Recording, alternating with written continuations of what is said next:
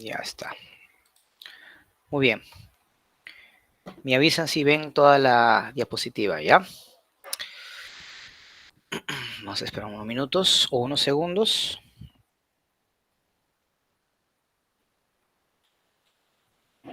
A ver. ¿Se aprecia, verdad?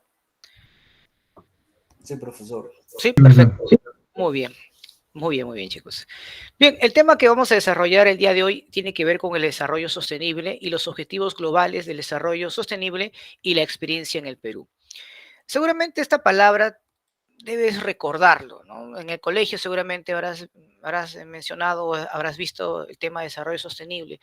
Bueno, digamos que el desarrollo sostenible es la explotación de los recursos naturales, pero sin que pueda afectar no solamente a las generaciones presentes, sino a las futuras generaciones y también protegiendo el medio ambiente.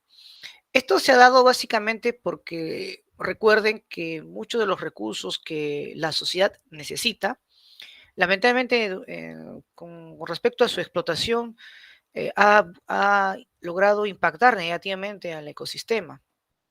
Hay una importante preocupación por la humanidad, sobre todo por los terribles fenómenos que provoca el cambio climático, que ya obviamente nos está afectando tremendamente.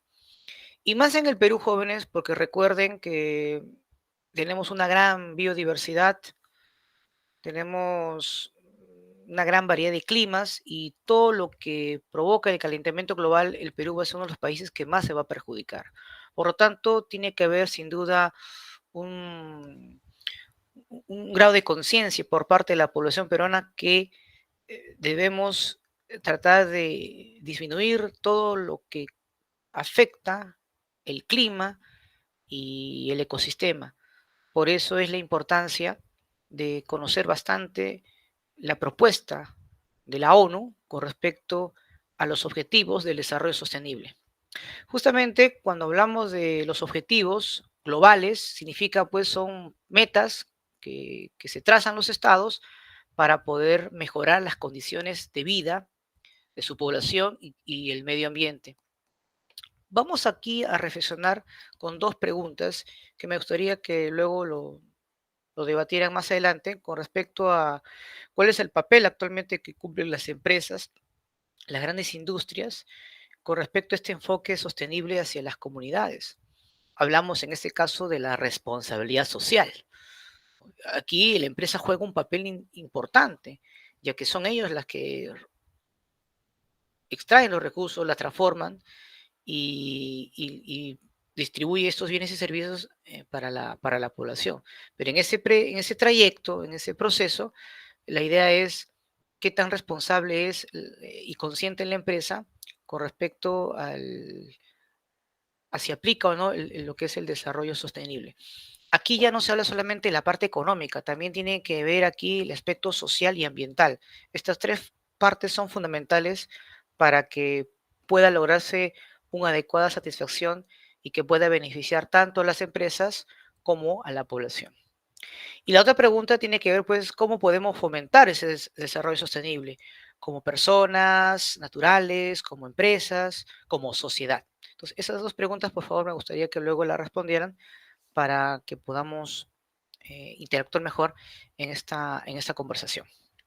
Muy bien, vamos a ver aquí. em, Voy a dar algunos ejemplos de los 17 objetivos del desarrollo sostenible. Para empezar, hoy en día esto se le conoce como la Agenda 2030. Se le llama así porque son planes, metas que deben cumplirse allá por el año 2030.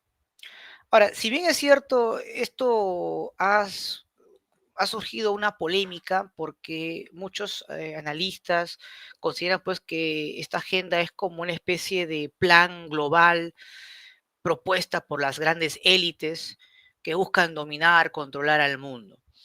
Para empezar, es una propuesta de la ONU que firmaron todos los estados y de diferentes tendencias, incluso Rusia, Estados Unidos, Hungría, son estados totalmente pues, antagónicos, lo han firmado y, y lamentablemente muchas de estas metas para el 2030 no se están cumpliendo. Entonces, si fuese pues una agenda globalista dirigida por las élites, pues deberían plantearse, deberían ya cumplirse, pero no es así. Ahora vamos a ver algunos puntos en contra. Eso es para empezar, ¿no? Para evitar pues que existe acá una conspiración mundial y todo eso, ¿no? Es cierto, hay algunas cosas que no, no son acordes a las necesidades de cada sociedad, como es el caso de Perú. Tú no puedes comparar pues las sociedades de Noruega y de Suecia que apliquen esos objetivos y que, y que puedan repetirse o replicarse en el Perú. No podría hacerse porque el Perú tiene sus propias características, ¿no? Culturales, costumbristas, en fin. Pero eso lo vamos a ir viendo poco a poco, ¿ya? Para empezar, esta Agenda 2030 no es un gobierno global, ¿no? Son propuestas, metas que la ONU propone, que si bien es cierto, no es obligatorio, sí tienen que presentar los estados un informe anual de lo que están haciendo para poder cumplir con esas metas, ¿ya? Muy bien, vamos a hablar de uno de los objetivos que tiene que ver pues con la reducción de la pobreza.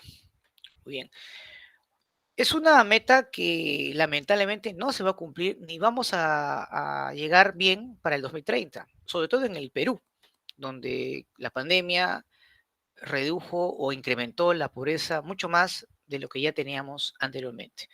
Recuerden que en el anterior gráfico que hemos visto en la clase pasada, habíamos visto o habíamos analizado que entre 2018 y 2019 los índices de pobreza habían disminuido considerablemente, pero durante la pandemia creció. Y en estos momentos, pues no estamos viendo una reducción de la pobreza y no lo vamos a ver de aquí un buen tiempo más. Y eso también está ocurriendo en otras partes del mundo, ¿no? Hay muchas personas que lamentablemente siguen, obviamente, en esa condición. Por lo tanto, es una meta que no ha llegado a cumplirse, ni mucho menos se logrará para el 2030, que nos queda pues 7, 8 años, 7 o 6 años nada más, ¿no? Eh, Seguramente dirán, entonces, profesor, harán una nueva agenda para plantearse unas nuevas metas de aquí a otros 20 o 30 años más. Posiblemente. De repente esto le servirá a la ONU decir, pues bueno, que no han tenido mucho tiempo para darle prioridad y que posiblemente ahora sea ya no una, una forma en la cual el Estado pueda cumplir, sino se le va a dar una exigencia tal vez, ¿no? Ya eso podría en todo caso ver ese tema, ¿no? Es muy posible que eso se dé. Ahí sí podríamos hablar pues de una imposición, ¿no? Pero por ahora no es así. Ahora, ¿quiénes son los más afectados? Sobre todo cuando hablamos pues del cambio climático. Obviamente las sociedades que están excluidas. En el caso de Perú, por ejemplo, es dramático. Miren estos datos. Solamente en el 2014, mucho antes de la pandemia, en promedio, más o menos, el 82% de jefes de hogar no culmina pues la secundaria. Hay mucha deserción escolar.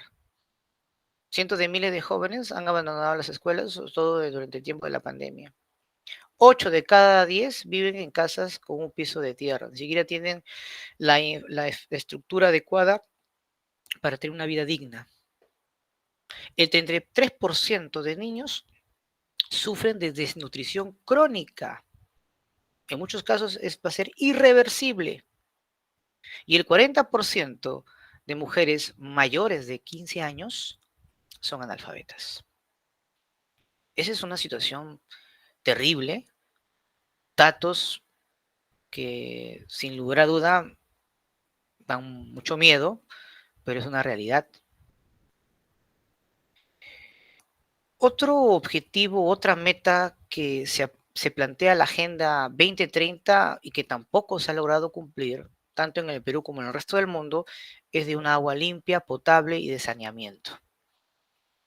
Recuerden que el agua es fundamental para la existencia de los seres humanos, para la higiene, porque sin ella se propagan enfermedades, epidemias, etcétera.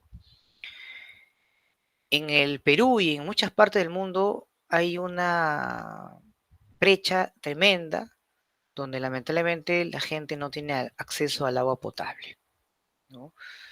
Miren ahí la imagen, nos muestra pues de que un gran porcentaje del agua que usamos es para la agricultura, luego viene para la industria y recién luego en tercer lugar para el hogar, para nuestro aseo personal.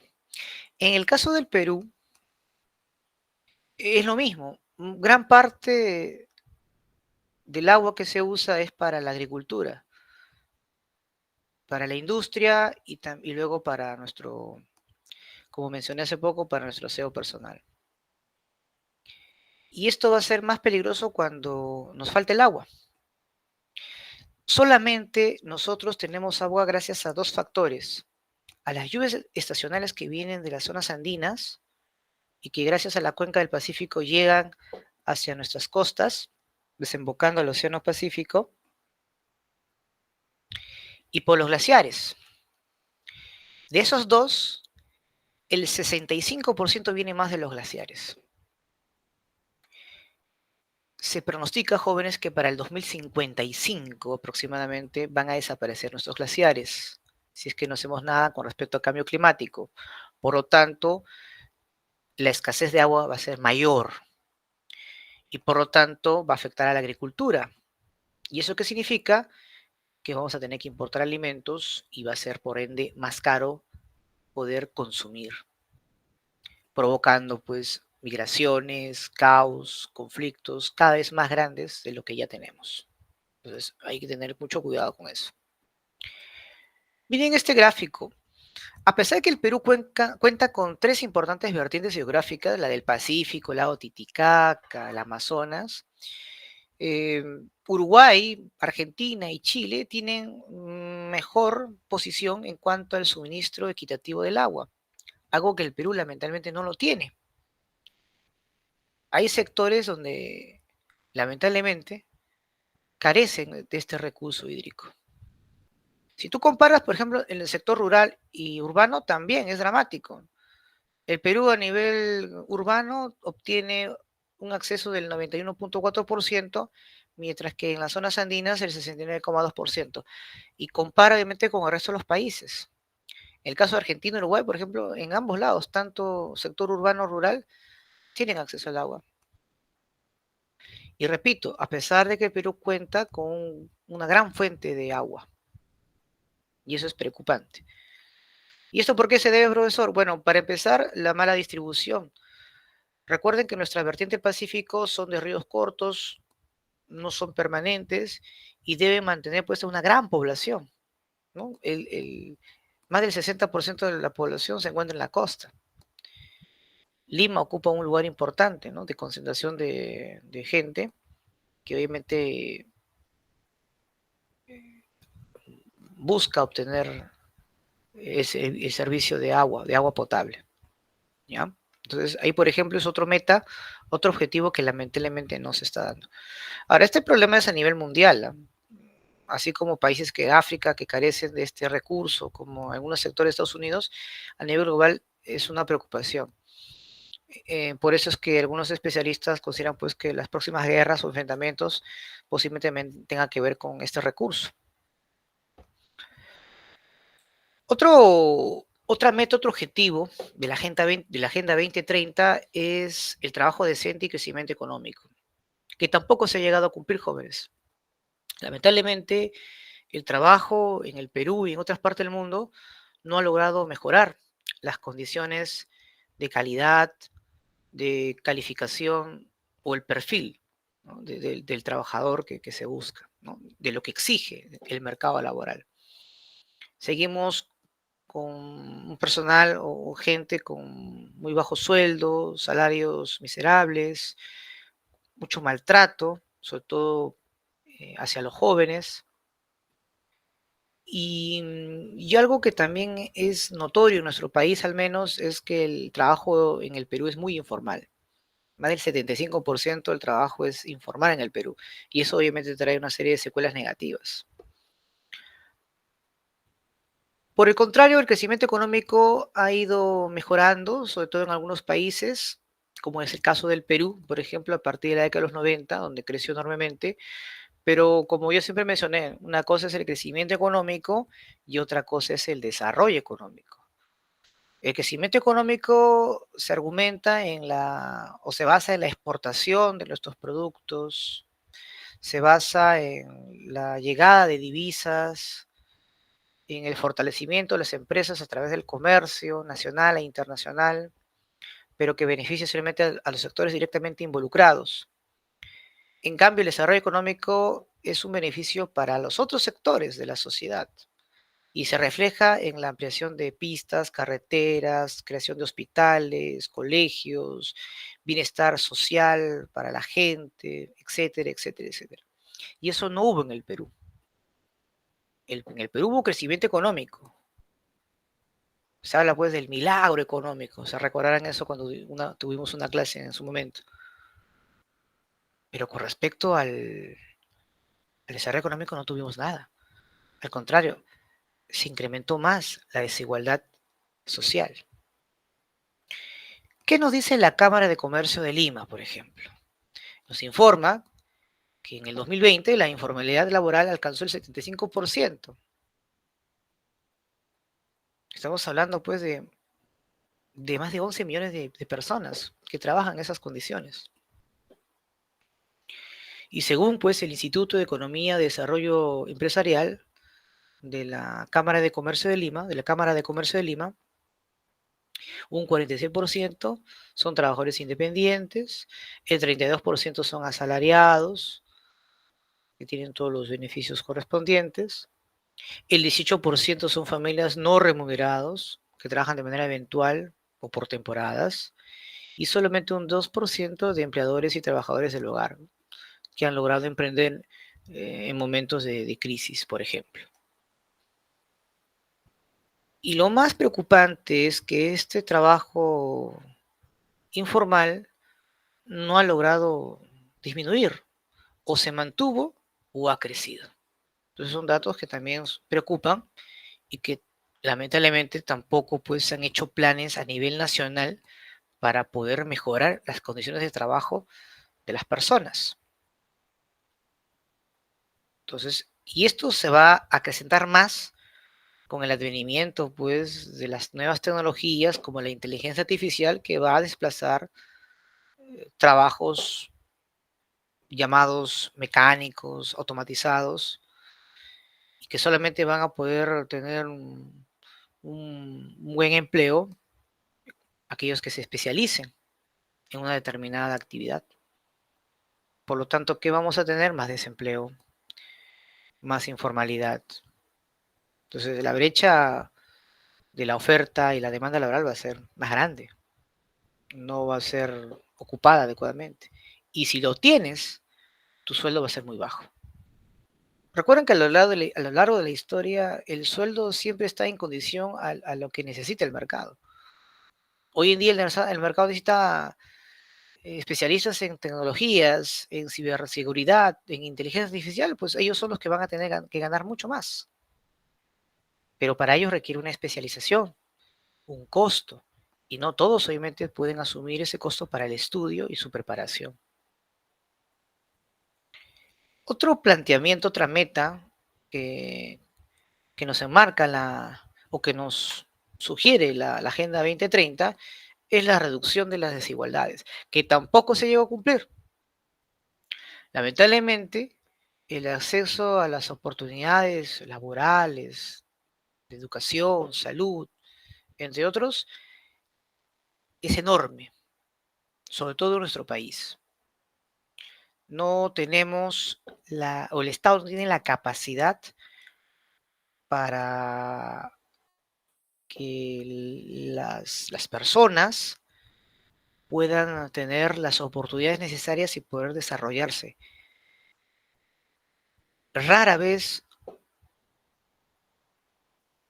uno que otro compatriota por sí solo trata de sobresalir, pero a veces en el camino no logra cumplir con sus objetivos.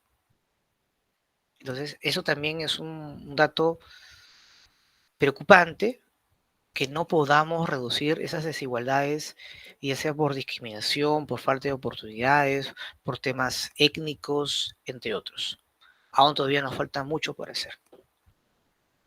Hay mucha exclusión en nuestra sociedad y eso se refleja cada vez que prendemos la televisión y vemos esa situación, ¿no? A nivel nacional, ¿no? En nuestro país. Aquí les muestro un gráfico, por ejemplo, sobre el crecimiento y pobreza, ¿no? Allá por el 2017, ¿no?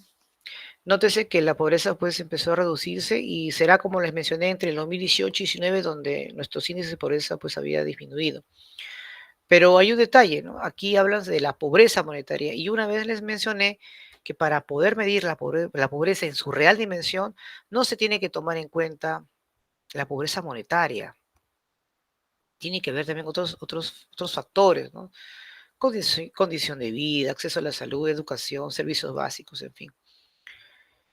Y bueno, también claramente vemos pues que hay unas diferencias, ¿no? Entre lo que es la pobreza monetaria en el sector rural y en el sector urbano. Ahí también vemos. En el otro lado del gráfico vemos a la población en situación de pobreza según la región entre 2019 y 2020, en la cual algunos han mejorado y otros han empeorado. Por lo general, pues la pobreza empeoró. Vean los datos. Lo sorprendente es que Lima empeoró de manera mayor, ¿no? Ser en el gráfico cómo obviamente creció tremendamente, ¿no? La pandemia sin duda pues fue uno de los factores que permitió que en el Perú pues la pobreza se agudice cada vez más. Y eso pues contrajo una serie de cambios sustanciales en la población, tuvo mucha influencia también pues al momento de elegir a sus respectivos candidatos, porque obviamente siempre cuando una sociedad está en una crisis terrible que lo lleva pues a las peores de sus condiciones, siempre aparecen esos tipos de fenómenos, sobre todo en el Perú, ¿no? Los caudillos, los que van a rescatar, salvar al Perú del desastre, del infierno, etcétera. Pero bueno, seguimos en el infierno todavía, ¿no? Muy bien. Tenemos otro planteamiento también de los 17 objetivos, que es la vida submarina, en la cual pues la ONU propone que todos podamos aprovechar el recurso del agua, y en este caso de los productos hidrobiológicos. Nuestro país obviamente tiene un acceso privilegiado, pero que no lo ha aprovechado como corresponde. Recuerden que en una de nuestras clases habíamos mencionado que en la práctica no tenemos 200 millas, son más bien las transnacionales pesqueras las que toman el control de estos recursos y las exportan a diferentes países. Las principales empresas son pues sin duda las rusas, las chinas, noruegas, japonesas, norteamericanas. El Perú solamente en la pesca artesanal es la que trata de sacar los productos mayormente conocidos en el mercado interno, que son las que consumimos al fin y al cabo.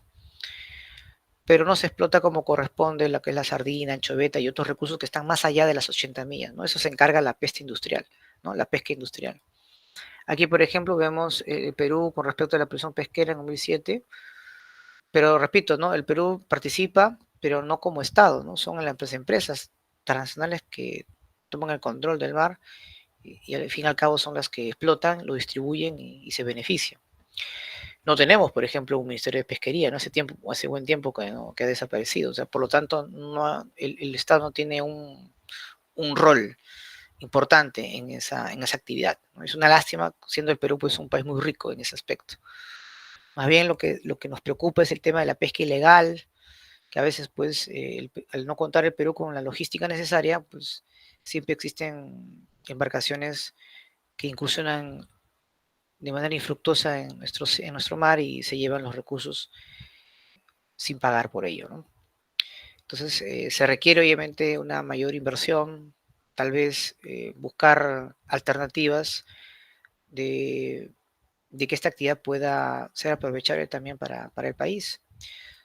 por las propiedades en sí que también puede llevar o que puede eh, dar a las personas, ¿no? Es increíble que en el Perú tengamos niños con anemia cuando tenemos la posibilidad de alimentarlos con estos productos que justamente combaten la anemia debido a su alta cantidad de hierro, por ejemplo. Entonces, es algo ilógico que eso ocurra en el Perú. Pero bueno. Otro aspecto de la Agenda 2030 tiene que ver pues con la vida sobre la Tierra, ¿no? Lamentablemente hay varios factores que hacen pues que el suelo se degrade, se desertifique, ya sea por la tala de árbol, la deforestación, la salinización del suelo. ¿Qué va a provocar? Va a provocar migraciones.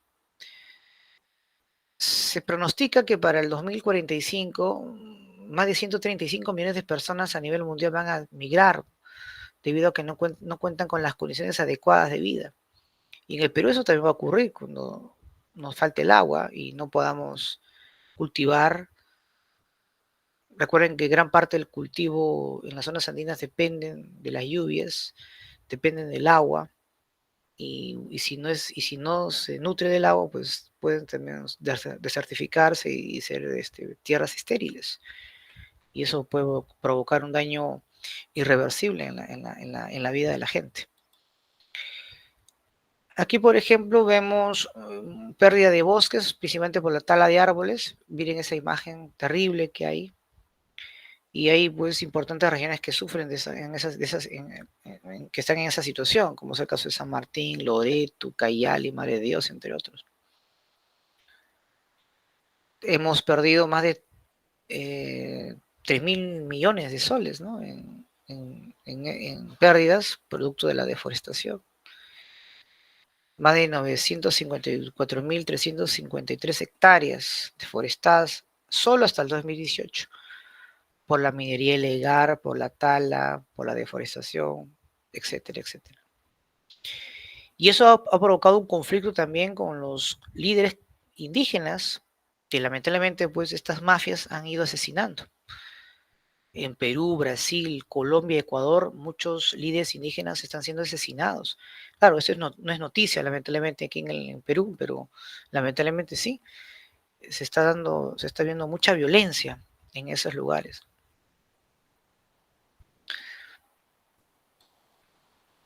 ¿Qué es lo que el Perú debe hacer o cuál es la experiencia que tiene hasta donde ha podido alcanzar? Bueno, el Perú tiene obviamente un planteamiento. Ahora, quiero recordarles que el Perú, antes que se promulgue la Agenda 2030, ya nuestro país había planteado 5 ejes principales, pero es un desarrollo propio, de acuerdo a nuestras propias características. Eso se dio en el Acuerdo Nacional, pero ahora pues con la Agenda 2030 se ha ido acoplando más bien. Bueno, se busca pues un crecimiento e inclusión de sostenibilidad. Para ello pues hay que avanzar en el desarrollo sostenible, por el cual se debe erradicar la pobreza, reducir pues la desigualdad en el país, pero que lamentablemente eso no se ha logrado resultados positivos, al menos en los últimos años. Pero independientemente de qué gobierno esté presente, tiene que plantearse esas metas. Es necesario, por ejemplo, integrar pues una nueva visión de desarrollo, ¿no? No solamente, como les mencioné, tiene que ver la parte económica, también hace falta que esto esté integrada a la parte social y ambiental, es decir, lo que se produce no es en función solamente de las ganancias, de la economía de la empresa, sino que también que puede haber un beneficio a la sociedad, a la comunidad y manteniendo el medio ambiente. Para ello, pues, se tienen que tomar en cuenta 3, 4 aspectos importantes, ¿no? Erradicar la pobreza, una mayor equidad, sustentabilidad, que es muy importante, y combatir el cambio climático.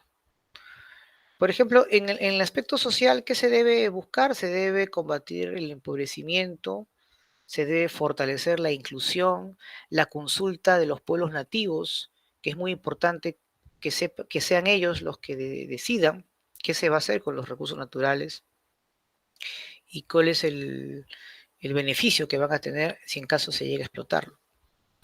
Y tener pues una gobernanza estable, que sean instituciones sólidas y que en cierta manera pues puedan ayudar a una gobernabilidad adecuada como corresponde.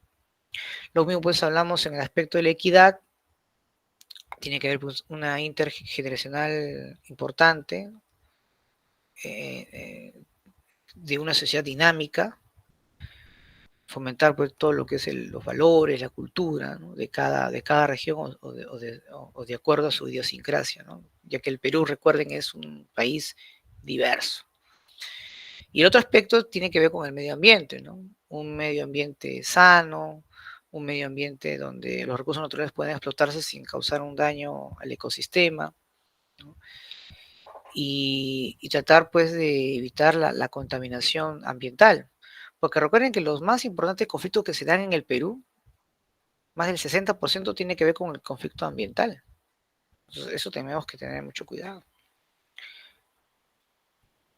Entonces, para nosotros, ¿qué es el desarrollo sostenible? Bueno, eso ya lo hemos mencionado al inicio, incluso lo recordamos desde el colegio, es justamente pues la extracción de esos recursos naturales que beneficien a las generaciones presentes y futuras y que no causen pues un daño al ecosistema. Así de simple. Y bueno, estos 17 objetivos han sido planteados por la ONU para transformar pues o mejorar las condiciones de vida de la gente. Son 17 objetivos y con más de 169 metas. Ahora más adelante les voy a mencionar los 17 objetivos a nivel general. Y de esos 17 hay uno que es la que sí está logrando eh, fortalecerse. Ahora voy a explicar por qué.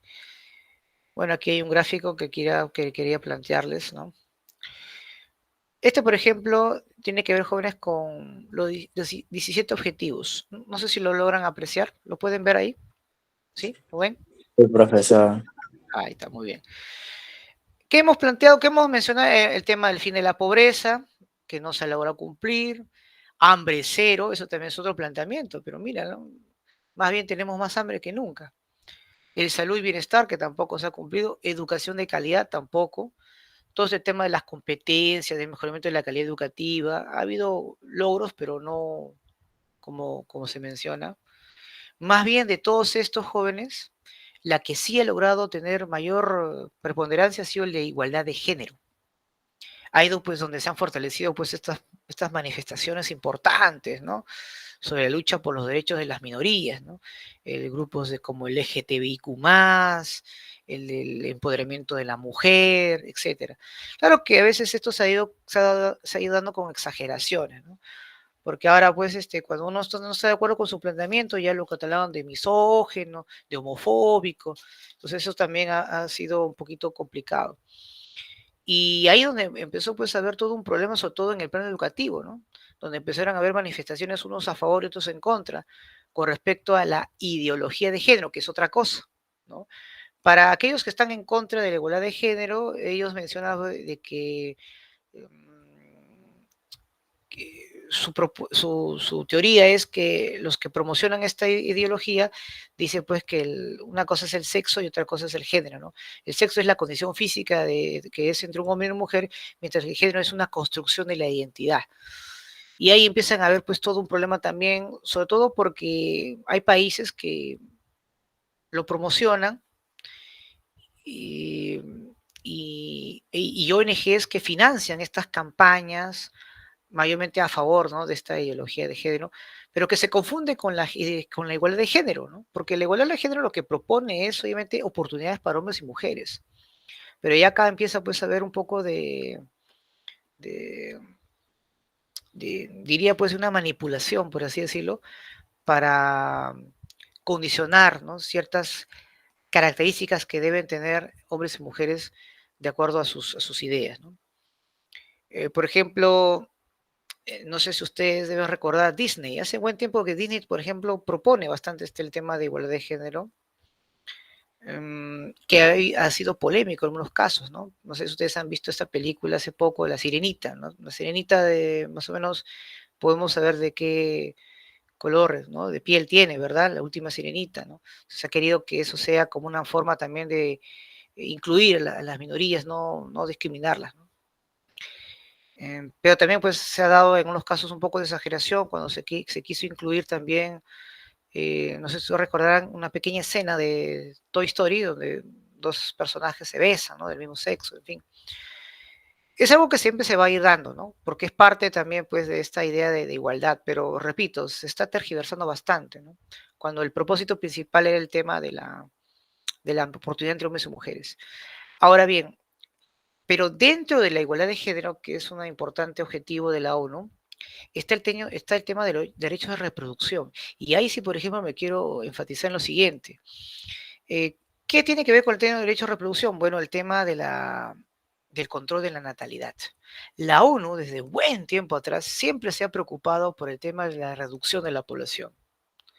Y parte, obviamente, de este planteamiento es justamente exhortar a la sociedad a través de las políticas de Estado de hacer una planificación familiar. Y esto tiene ya de mucho tiempo atrás, pero ahora con mayor frecuencia y demencia, la ONU está tratando de que esto se dé cada vez más. Por eso es que tal vez de sus 17 objetivos, lo que más le preocupa a la ONU es justamente el tema de la reducción de la población, que tiene que ver obviamente con la igualdad de género. Por eso es que, repito, es la que más se ha fortalecido. Eso también sí me preocupa porque la ONU no le está dando importancia a cada una de ellas, a diferencia de la quinta, porque tal vez su prioridad sea eso. Muy bien. Vamos a ver acá, a ver un ratito. Aquí también vemos el objetivo de desarrollo sostenible, justamente lo que te mencioné, en la cual pues tiene que ver mucho con la que hemos mencionado anteriormente, tiene que ver con estos 17 objetivos, ¿no? El tema de la reducción de la pobreza, agua y saneamiento para la gente, energía renovable, acabar con la desnutrición, el hambre, mejorar el tema de la salud, educación, pero el quinto, el género y mujeres, es la que más ha progresado, ¿no? Cuando en realidad pues debería, estos 17 objetivos sí deberían plantearse, ¿no? Como corresponde. Ahora, ¿qué es lo que podría suceder en el Perú con respecto al mal manejo del desarrollo sostenible? Bueno, nuevos conflictos. Recuerden que hay dos escenarios que en cualquier momento pueden volver a estallar. Ahorita están inactivos, pero si no se plantea adecuadamente el uso de los recursos naturales sin perjudicar al medio ambiente y afectar a la población, puede convertirse pues esto en un detonante terrible. Me refiero a dos sectores, como es el caso de Conga, por ejemplo, que claramente la población no está a favor de la explotación minera. Ahí se encuentran pues las más importantes reservas de oro, Cajamarca. Entonces, si no hay, digamos, una forma de negociación donde la población se sienta también beneficiada y si piensan explotarlo de manera autoritaria, esto va a ser es un desastre, es una guerra y eso es peligroso. Espero que el próximo gobierno no cometa la mala actitud de arremeter contra la población. Sería terrible, sería muy terrible. Y otro polvorín que podría darse es Tía María, que también ahí se encuentran importantes reservas de metales. Y eso pues sin lo que te quiero decir, lo que va a pasar con el litio, que se encuentra justamente en la región de Puno. Y ya sabemos que Puno, cuando chocan con sus intereses, pues ellos no son tan pasivos como nosotros de Lima. Simplemente ellos salen a la ofensiva. Entonces, aquí tenemos un problema grave con respecto a qué es lo que va a ocurrir con el país cuando se quiera extraer esos recursos y va a depender si queremos seguir extrayendo recursos vendiendo materias primas, que siempre lo hemos hecho y nos ha ido muy mal, o darle una transformación de esas materias primas en bienes, ya sea terminados o semi-terminados, listos para ser usados a nivel mundial. Y ahí es donde entra pues Estados Unidos y China, donde qué van a hacer con estos recursos que tenemos nosotros, que tiene Bolivia, que tiene Chile, etcétera, que son los que tienen más grandes reservas de litio en el mundo. Entonces, Perú y Bolivia y Chile son los mayores, son los países que tienen mayor concentración de reservas de litio, ¿no? Chile ya está encaminada, sabe qué va a hacer con el litio, ya empezó ya a tener concesiones. En el caso del Perú, todavía no. Bolivia sí ya, pero Bolivia sí tiene ya pues un definido que no, que qué es lo que quiere hacer con el litio. Es una política de Estado. En cambio aquí no. Aquí todavía no se sabe qué gobierno es la que va a tomar las riendas, si va a seguir vendiendo materias primas o transformarlas, ¿no? Eso va a depender mucho de los grupos de poder que están ahorita peleándose por el poder, ¿no? Justamente el texto que les voy a dar les va a ayudar, les va a ayudar a entender mejor qué es lo que está pasando, porque ahorita solamente vemos el ámbito local y lo conocemos, pero para poder entender mejor la situación del país tenemos que también ver el ámbito regional y el ámbito global, y así podemos comprender bien lo que está sucediendo en el Perú. Mientras solamente veamos el plano local, no vamos a poder ver la real dimensión de los problemas del país, que es la inestabilidad política y la recesión económica. Y gran parte del problema tiene que ver justamente con este enfrentamiento entre China y Estados Unidos por el control de los recursos naturales de Sudamérica. ¿Sí? Muy bien. ¿Alguna pregunta, alguna duda, chicos, con respecto a la clase de hoy? ¿Todo claro? Sí, profe, todo claro. Sí, profesor, de la problemática, todo claro. Muy bien, muy bien.